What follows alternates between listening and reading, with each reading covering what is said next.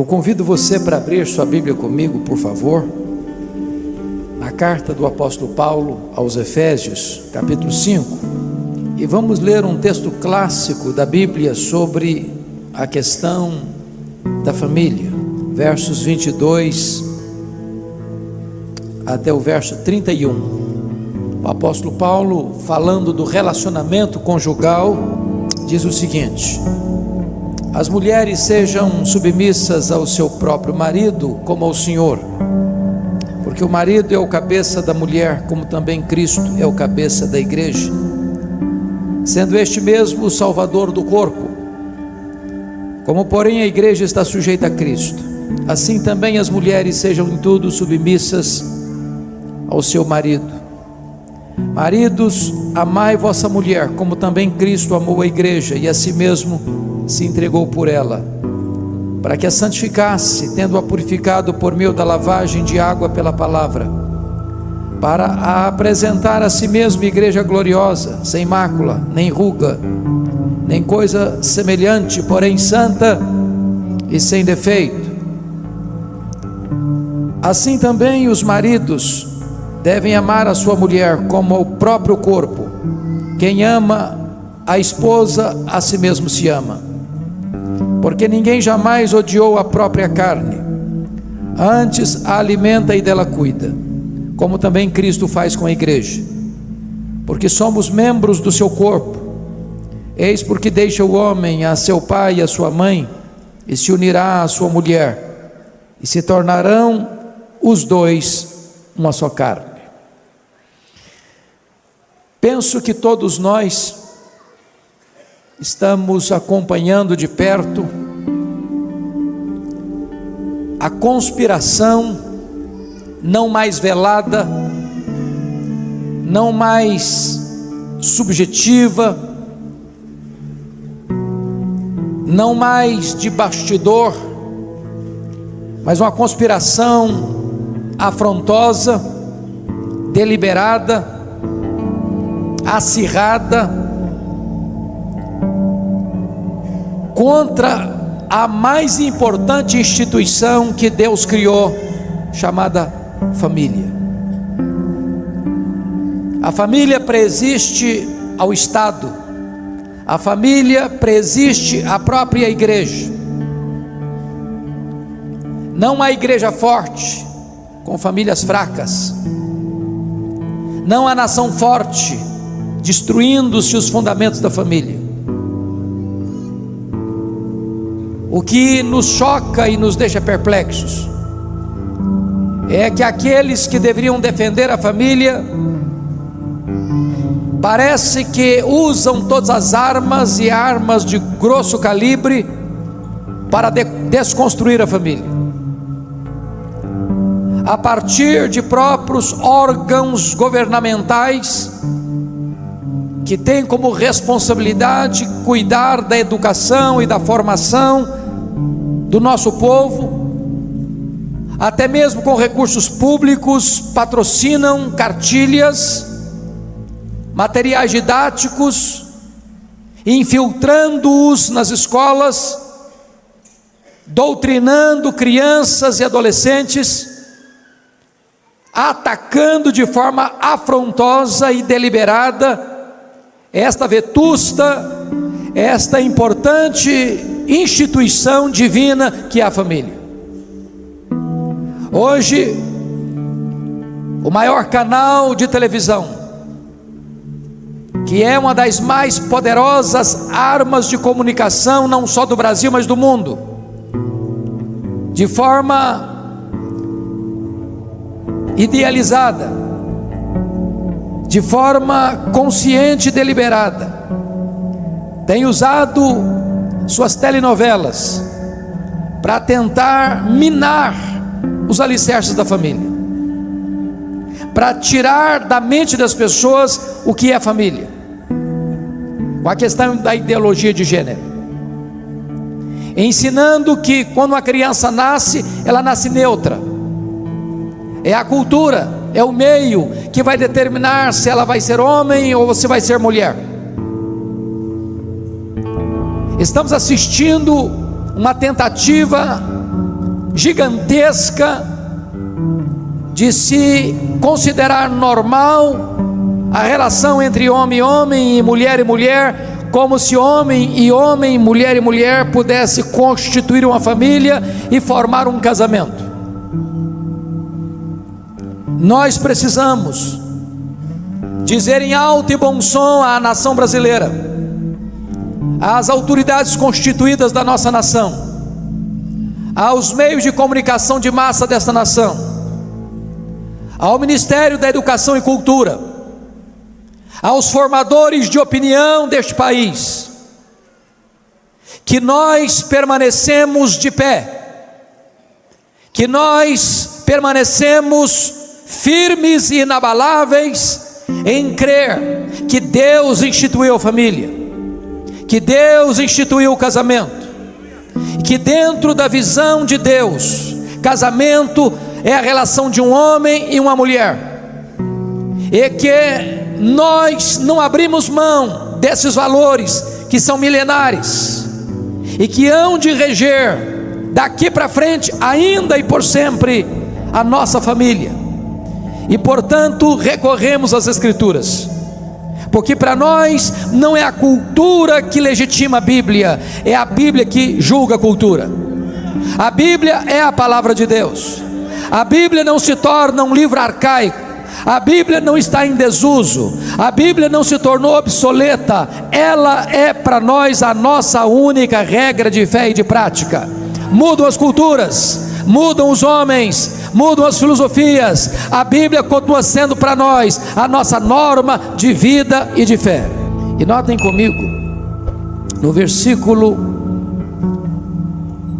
de número 31, que Deus vai mostrar o que é casamento, o que é família. Não é um educador, não é um filósofo, não é um livre pensador, não é uma instituição humana, é o próprio Deus quem vai definir o que é casamento e o que é família. É a revelação da sua palavra. E notem comigo que o casamento tem 4 pilares, sem os quais a família entra em colapso. O primeiro pilar da família está aí no verso 31. Eis porque deixará o homem a seu pai e a sua mãe e se unirá à sua mulher. Primeiro, o casamento é heterossexual. É a união de um homem com uma mulher. Não é a união de um homem com outro homem. Não é a união de uma mulher com outra mulher. O casamento, conforme Deus instituiu, é a relação de um macho e de uma fêmea, de um homem e de uma mulher. Ele é heterossexual. Deus não criou um outro Adão para Adão.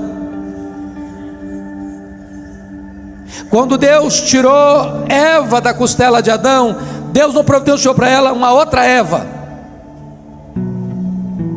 O que a cultura moderna chama de amor, a Bíblia chama de paixão infame, de um erro, de algo antinatural, que tem conspirado contra os valores morais da nossa sociedade, que ao longo dos milênios foi um fator de decadência das civilizações.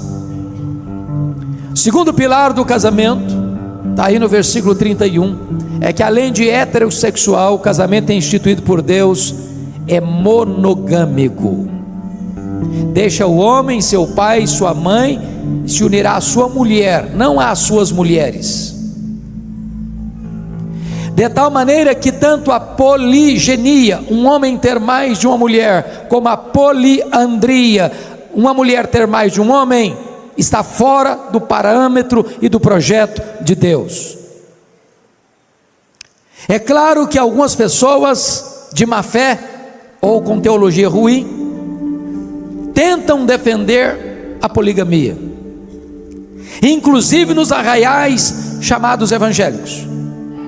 Quando alguém diz o seguinte: bom, mas nós vemos exemplos de homens de Deus no Velho Testamento que tiveram várias mulheres, e citam Abraão, e citam Jacó, e citam Davi, e citam Salomão, e afirmam que se esses homens foram homens de Deus e tiveram mais de uma mulher, hoje também nós poderíamos ser homens de Deus e termos mais de uma mulher. Mas essa é uma leitura errada da Bíblia. A leitura da Bíblia não é a leitura exemplarista, mas a leitura preceitual. E eu explico. Quando Deus instituiu o casamento, diz lá em Gênesis 2:24, texto repetido aqui em Efésios 5:31, Deus estabeleceu o casamento monogâmico. Por isso deixa o homem, seu pai, sua mãe, se unir à sua mulher. Mais tarde, quando Moisés estava trazendo a lei moral, que foi dada pelo próprio Deus, como regra e norma de vida para o seu povo, está escrito no 10º mandamento: não cobiçarás a mulher do teu próximo. Já naquela época havia uma cultura poligâmica no mundo, mas a palavra de Deus na lei moral referenda o princípio da criação, que o casamento é monogâmico e não poligâmico. Mais tarde, 1500 anos depois, quando os fariseus chegam para Jesus e perguntam: é lícito ao marido repudiar sua mulher por qualquer motivo? Jesus responde essa pergunta com outra pergunta, e pergunta assim: não tendes lido? Vocês não conhecem a Bíblia? Vamos voltar para as Escrituras? Não tendes lido que o Criador desde o princípio criou homem e mulher, e por isso disse: deixa o homem seu pai e sua mãe, se une a sua mulher, tornando-se os dois uma só carne, e o que Deus uniu não o separe o homem. De tal maneira que tanto na criação, quanto na lei moral, quanto na aliança da graça, o casamento monogâmico é reafirmado. Esta é a leitura correta das Escrituras. Isso prevalece para sempre. Portanto, essa ideia de estar casado e ter um amante, estar casado e ter outro cônjuge, está frontalmente contrário ao ensino das Escrituras. Terceiro princípio, terceiro pilar: o casamento é monossomático. Deixa o homem, seu pai e sua mãe, se une à sua mulher, tornando-se os dois uma só carne. Ou seja, o rapaz e uma moça que vai para a cama no namoro está pecando contra Deus. Isso é fornicação, está debaixo da ira divina. Deus não põe a sua bênção numa relação desta. Segundo, relação sexual fora do casamento é adultério, e a Bíblia diz que só aquele que quer se destruir comete tal loucura. Mas a Bíblia diz que a relação sexual entre marido e mulher é uma ordenança divina.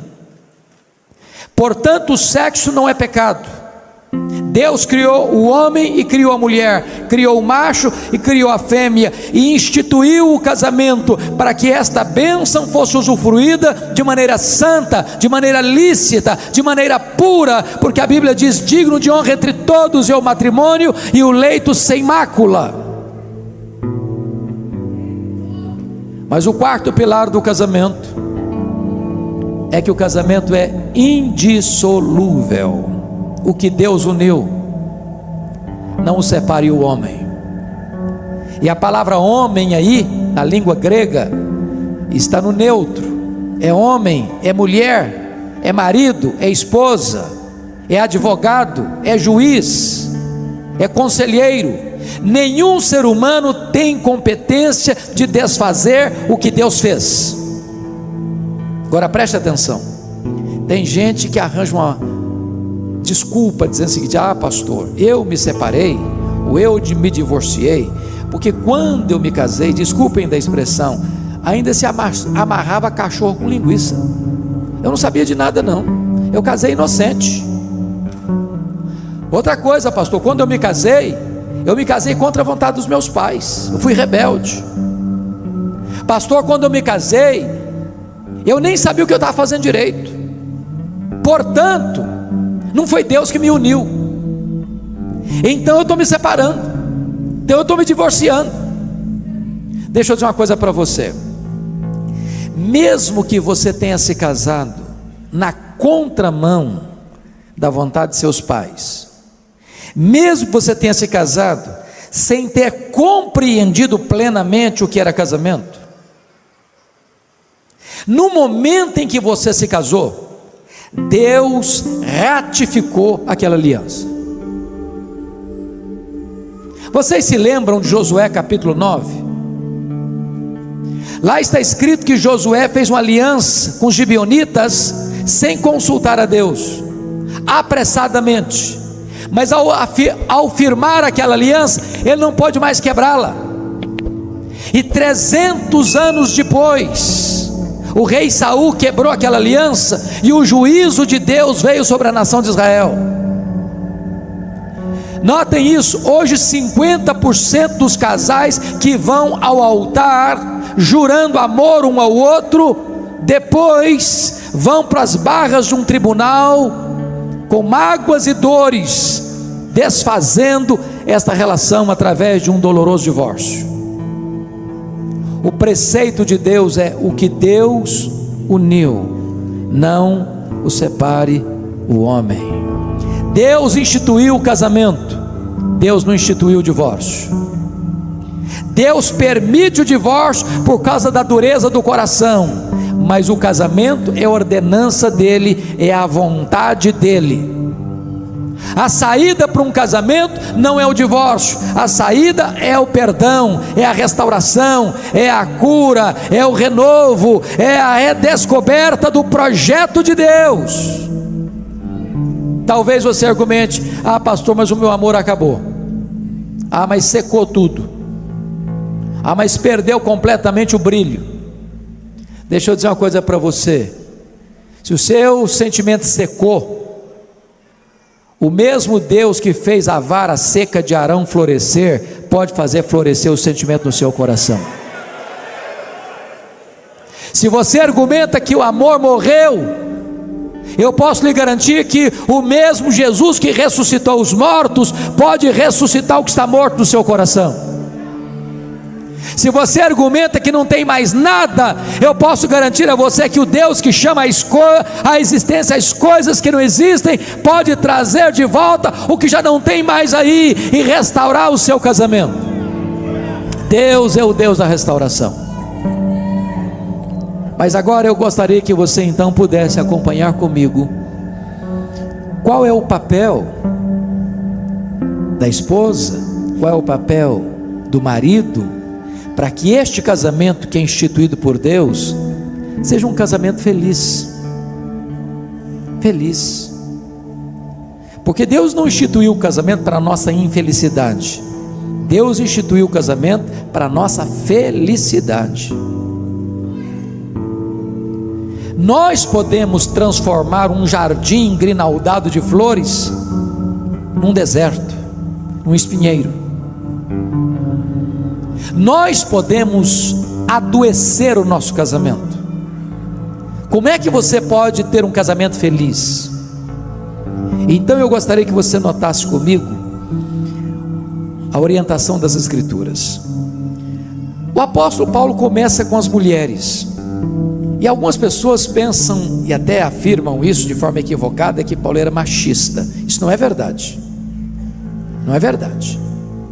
Até porque quando Paulo escreveu esse texto, irmãos, em todas as culturas da época, a mulher era desprezada. A mulher era desprezada na cultura hebraica. Era propriedade do pai quando solteira e propriedade do marido quando casada. Para você ter uma ideia, a mulher não recebia herança na época.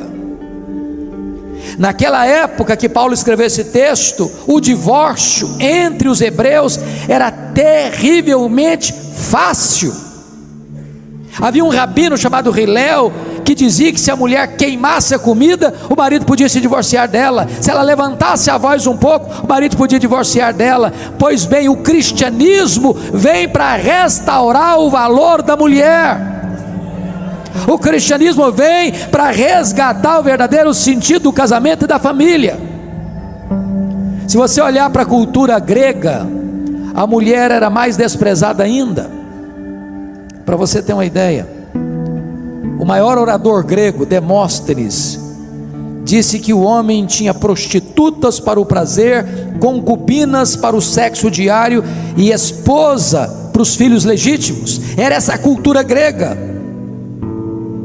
Xenofonte disse que a mulher deve ver pouco, escutar pouco e perguntar o mínimo. Esse era o conceito dos gregos sobre a mulher. É o cristianismo que vem resgatar o papel da mulher nessa cultura que desprezava e humilhava a mulher. Se você vai para a cultura romana, era pior ainda. Sêneca dizia que as mulheres se casavam para o divórcio ou para se divorciar, e se divorciavam para casar. Agora, quando você olha a cultura pós-moderna, a mulher virou um objeto da sensualidade, virou apenas peça de propaganda. E é nesse contexto que eu chamo a sua atenção para o versículo 22. As mulheres sejam submissas a seu próprio marido como ao Senhor. Primeira coisa, eu tenho plena certeza que esse assunto não é palatável, que não é, numa linguagem bem contemporânea nossa, politicamente correto. Por quê? Porque nenhuma palavra do cristianismo está mais desgastada, desfigurada e distorcida no cenário brasileiro e até evangélico do que a palavra submissão. Tem gente que sente urticária quando fala em submissão. Então eu gostaria de dizer para você o que não é submissão. Primeiro, quando a Bíblia diz que a mulher deve ser submissa ao seu marido, a Bíblia não está dizendo que submissão significa inferioridade. A mulher não é inferior ao homem em quesito nenhum. Primeiro, na criação.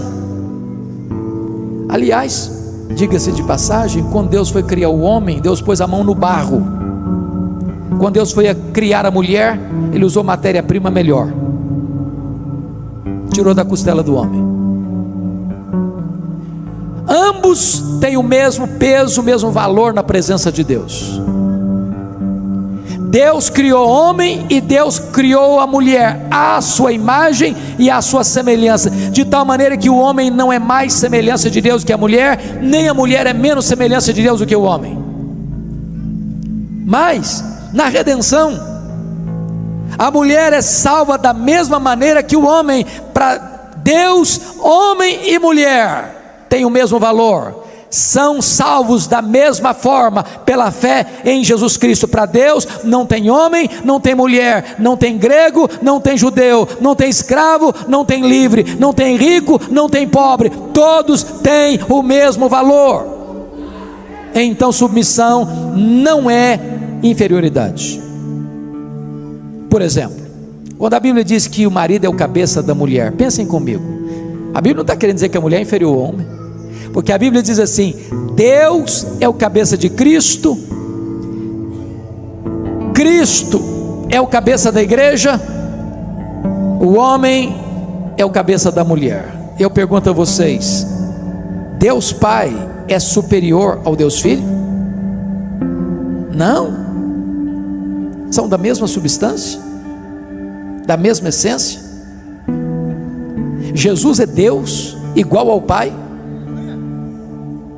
Deus de Deus, luz de luz, coigual, coeterno, consubstancial com o Pai. Logo, a metáfora de cabeça não significa que o homem está acima, que o homem é maior, que o homem é superior. É uma questão de funcionalidade dentro da família. Segundo, submissão não é obediência incondicional, de jeito nenhum. A mulher é submissa ao marido, então ela tem que obedecer incondicionalmente. A Bíblia não ensina isso. A Bíblia não ensina isso. A Bíblia diz que a obediência, a submissão da mulher ao seu marido vai até o ponto dessa submissão não se insurgir contra a autoridade do Senhor Jesus Cristo. Se o marido requerer da sua esposa uma obediência servil, que vai levar essa esposa a desonrar a Cristo, a desobedecer a Cristo, a pecar contra Cristo, cabe a esta mulher desobedecer ao seu marido para obedecer ao Senhor Jesus. Deixa eu ilustrar isso para vocês de uma forma muito extrema. Eu era pastor, eu era estudante nos Estados Unidos, fazendo meu curso de doutorado, quando eu recebi um telefonema anônimo de uma mulher que dizia ser evangélica, marido se dizia evangélico, e esse homem, diz ela, num telefonema anônimo para mim, dizendo: pastor, eu estou muito desesperado. Eu falei: por quê? Meu marido é viciado em pornografia. Sabia que 30% dos homens hoje são viciados em pornografia? Que 20% das mulheres hoje são viciadas em pornografia?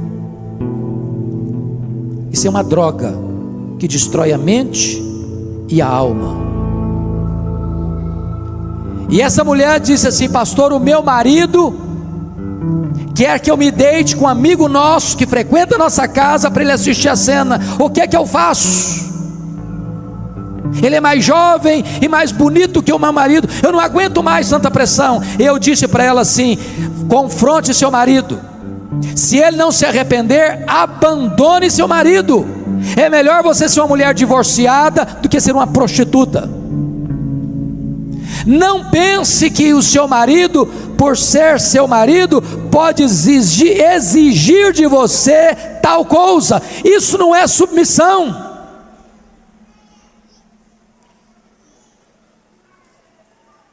Portanto, a submissão da esposa ao marido não é uma submissão incondicional. O marido e a mulher estão debaixo de uma autoridade maior, a autoridade de Jesus Cristo.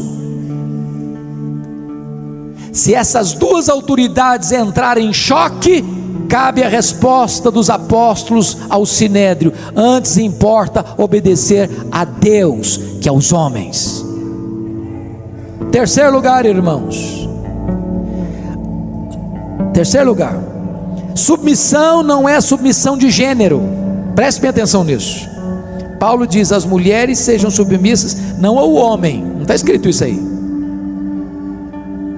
As mulheres sejam submissas ao seu marido. Não é que o sexo feminino é submisso ao sexo masculino, a Bíblia nunca ensinou isso. Não é de gênero a submissão, é numa relação familiar, porque Deus é Deus de ordem e não de caos. Uma família não pode ter duas cabeças, é preciso ter uma ordem. Como dentro da própria Trindade tem uma ordem, o Pai é o cabeça de Cristo, também na família precisa ter uma ordem, e foi Deus quem constituiu o marido como cabeça. Portanto, a submissão não é a qualquer homem, é submissão ao marido, é a submissão dentro da instituição do casamento e da família. Pois bem, o que é então submissão? Primeiro, submissão é ter uma missão debaixo da missão do marido. Se o papel do marido é amar a sua mulher e dar a sua vida por ela, a missão da mulher é possibilitar ao marido a cumprir esse propósito, esse desiderato, essa missão. A mulher é submissa ao marido exatamente porque ela é serva de Deus. Em obediência à palavra de Deus, ela se submete ao seu marido. E eu vou lhe dizer algo maravilhoso: a submissão da mulher ao marido é a sua liberdade. Eu explico. Quando é que você é livre como cidadão brasileiro? É quando você obedece às leis ou quando você transgride as leis? Quando é que você é livre para dirigir o seu carro pelas estradas e pelas ruas da sua cidade? É quando você observa as leis do trânsito ou quando você quebra as leis do trânsito? Quando é que você tira um belo som de um piano? É quando você segue as letras e as normas e as notas, ou quando você toca as teclas atabalhoadamente? Quando é que a igreja é livre? É quando ela peca e desobedece a Cristo, ou quando ela anda dentro da vontade de Cristo, seguindo a sua palavra? Então note isso: Deus não quis subjugar a mulher, Deus não quer escravizar a mulher, Deus estabelece a liberdade, porque submissão não é sinônimo de escravidão, submissão é exatamente sinônimo de liberdade. Você é livre quando você obedece, você é livre quando você anda na luz. O mundo diz que liberdade é liberdade para se drogar, para ter sexo livre, para viver uma vida imoral. Isso não é liberdade, isso é libertinagem.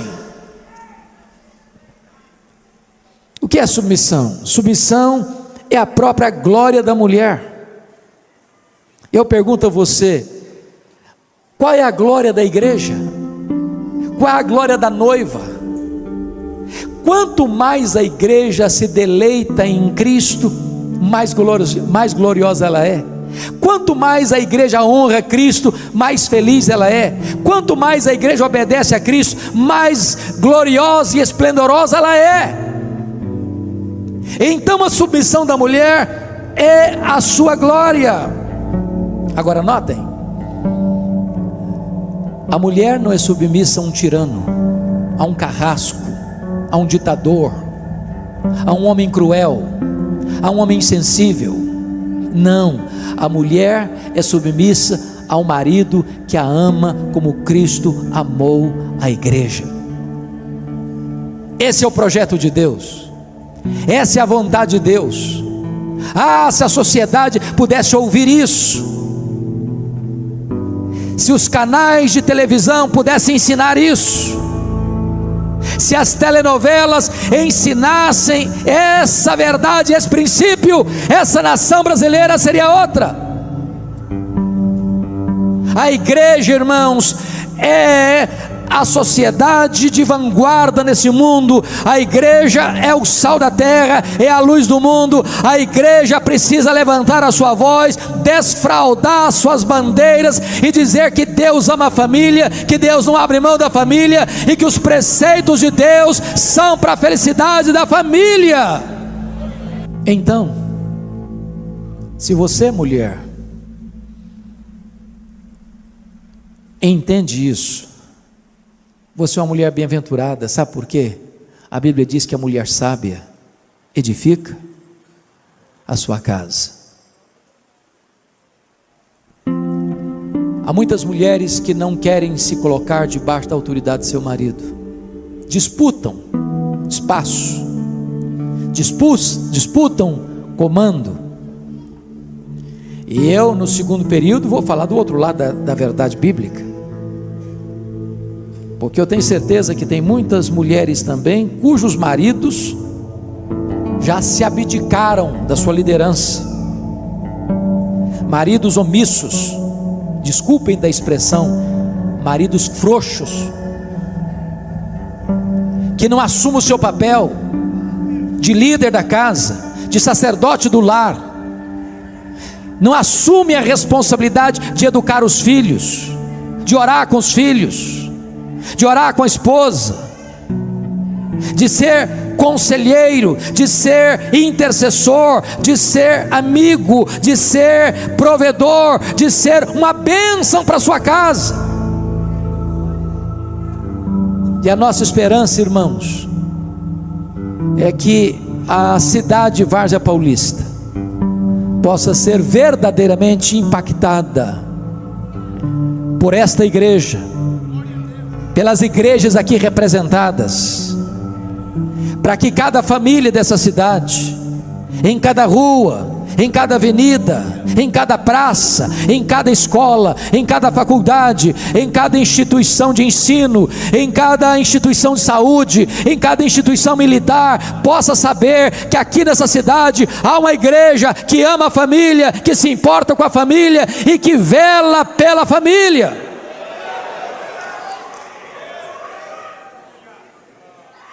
Todos nós, irmãos, povo de Deus, precisamos ser um modelo para essa sociedade. Um modelo. Quando o grande artista e humorista brasileiro Chico Anísio morreu, o que mais me impressionou é que a imprensa deu larga cobertura ao fato de que ele teve 7 casamentos, como se aquilo fosse uma grande vantagem para um homem ter 7 casamentos.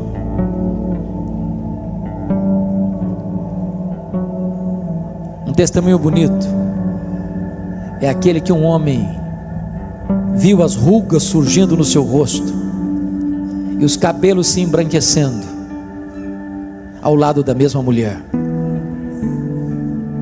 com amor, com afeto, com ternura. Casamento não tem que ser seco, não tem que ser árido.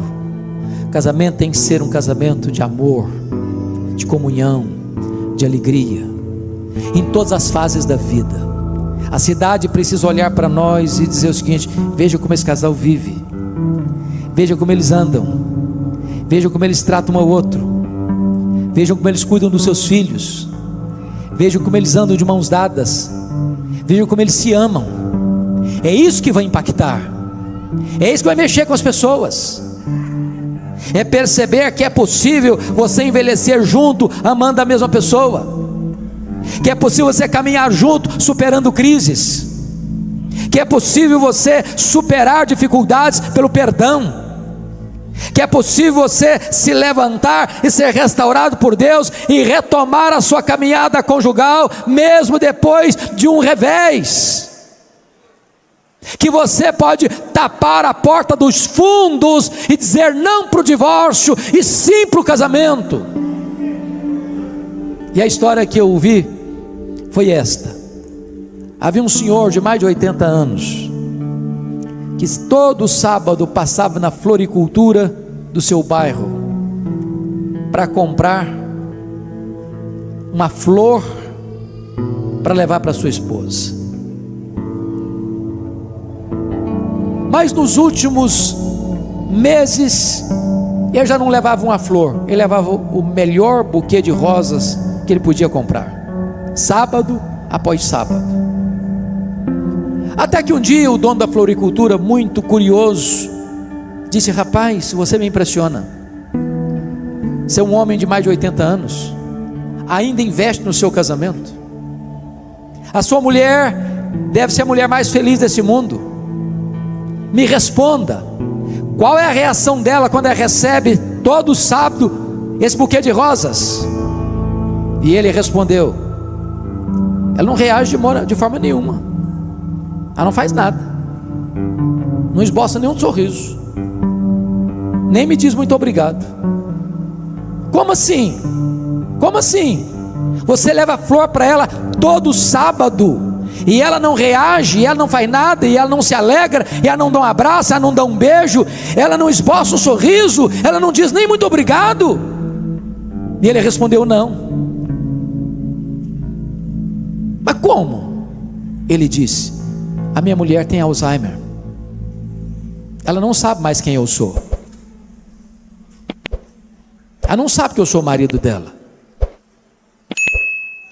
E o homem, mais perplexo, mais chocado ainda, disse: mas se ela não sabe quem é você, por que é que você leva flor para ela todo sábado? E ele respondeu: ela não sabe quem eu sou, mas eu sei muito bem quem ela é. Eu sei muito bem quem ela é. Este é o amor, e é sobre este assunto que eu quero falar com você na segunda parte da nossa mensagem.